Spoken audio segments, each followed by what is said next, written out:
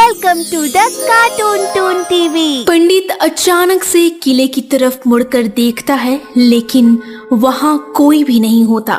फिर पंडित उस रास्ते की तरफ देखता है जहाँ से मोनू आने वाला था। अभी तक आए नहीं और कितना समय लगाएंगे ये लोग, रात भी होने को है।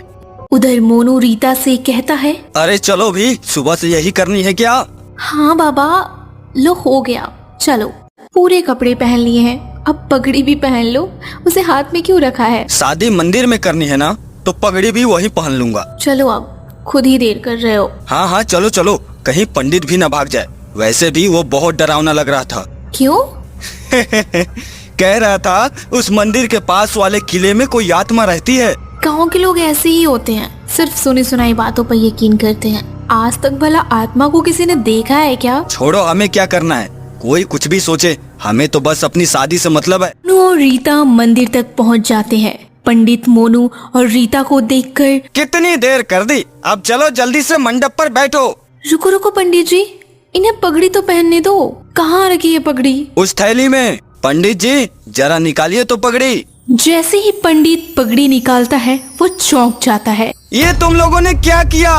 लाल रंग की पगड़ी, अब वो हमें नहीं छोड़ेगी।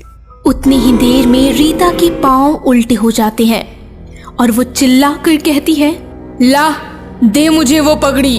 धीरे धीरे रीता की आंखें पूरी लाल हो जाती हैं और उसका आधा चेहरा जला हुआ दिखाई देने लगता है। रीता, ये तुम्हें क्या हो गया है? बोलो ना रीता। मैं रीता नहीं हूँ। जिस लड़की से तू इतना प्यार करता है, आज मैं उसे मार दूंगी। तुम्हारी रीता अब मेरे कब्जे में है। प्लीज, तुम जो कोई भी हो, मेरी रीता को छोड़ दो। आखिर तुम क्यों ऐसा कर रही हो? हमने तुम्हारा क्या बिगाड़ा है? भूतनी मोनू से कहती है, तुम्हारी हिम्मत कैसे हुई लाल पगड़ी लेने की? पूरा गांव जानता है, तुम्हें नहीं पता? तुमसे तो मैं बाद में निपटूंगी, पहले इस पंडित से हिसाब कर लूं जो सब कुछ जानता था। मुझे छोड़ दो, मैं तुम्हारे आगे हाथ जोड़ता हूँ। ये तो तुम्हें इस मंदिर में आने से पहले सोचना चाहिए था। इतना कहकर भूतनी पंडित को एक हाथ से उठाकर पहाड़ी मंदिर से नीचे फेंक देती है। कोई तो मुझे बचाओ, मुझे छोड़ दो। आ, आ, आ। अब तुम्हारे प्रेमिका की बारी है। भूतनी, जो अब रीता के शरीर में है, थोड़ी दूर पड़े चाकू को उठाती है और खुद के पेट में चाकू मारने ही वाली होती है कि वही बूढ़ा आदमी आ जाता है जिसने मोनू और रीता को गांव में लाल पगड़ी लेकर घुसने से मना किया था। वह दूर से कुछ मंत्र पढ़ता है जिससे भूतनी के हाथों से चाकू दूर जा गिरता है। जैसे ही भूतनी बूढ़े आदमी को देखती है, गुस्से में बोलती है, तू फिर आ गया? याद नहीं मैंने कैसे एक ही दिन में तेरा पूरा खानदान खत्म कर दिया था? वो मेरी कमजोरी थी कि मैं उस वक्त तुझसे डर गया था, लेकिन अब तू मेरा कुछ नहीं बिगाड़ सकती। मेरे पास भगवान का दिया हुआ वो ताबीज है जिससे मैं तुझे अपने वश में कर सकता हूँ। बूढ़ा आदमी मोनू से कहता है, देखा बालक, मेरी बात न मानने का नतीजा, जिससे तू इतना प्यार करता है, आज तेरी छोटी सी गलती की वजह से वो तुझसे दूर हो रही है। बाबा कुछ कीजिए, मुझसे बहुत बड़ी गलती हो गई, प्लीज मेरी रीता को बचा लीजिए। मैं बचा तो लूंगा, लेकिन इस मंदिर में इस आत्मा की शक्ति किसी भी परमात्मा से भी ज्यादा है। यहाँ इसे हराना नामुमकिन है।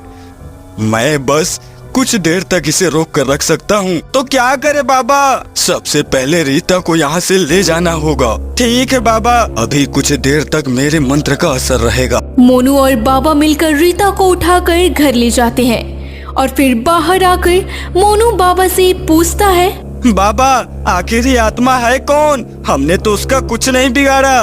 बहुत पुरानी बात है बेटा, तुम्हारी तरह ही एक और प्रेमी जोड़ा शादी करने के लिए शहर से यहाँ आया था।